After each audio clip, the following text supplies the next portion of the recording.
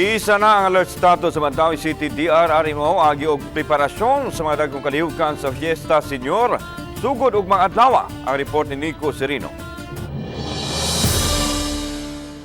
Nakaplastada na kini mga railings ug mga cordon sa daan SB Kabahog sakop sa Barangay Sentro. Kay ana mahimutang kini duol sa simbahan, gilauman nga usa kini sa labing dagsaan nga lugar atol sa traslasyon.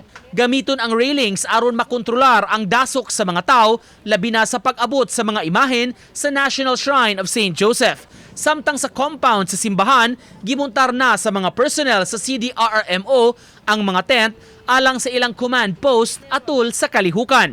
Gilauman ang pagsugwak sa mga debotong Mandawihanon, labi na katong dili dayon makaadto sa basilika alang sa makalihukan sa kapiestahan. Maong giisa na sa blue alert status ang CDRRMO. Nakaandam na atong kuan ato ang personnel sa ato ang mga shifts na to at tulo ka shifts sa ato ang Mandawi sa City DRRMO.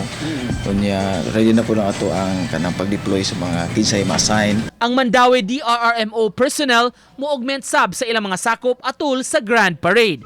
Dunay mga personnel nga i-assign sa SRP ingon man ambulansya ug command center.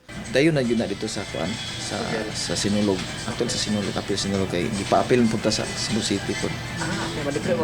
Na mga deployment ito sa staging area. Uban ni Rod Prado, Nico Sereno, Balitang Bisdak.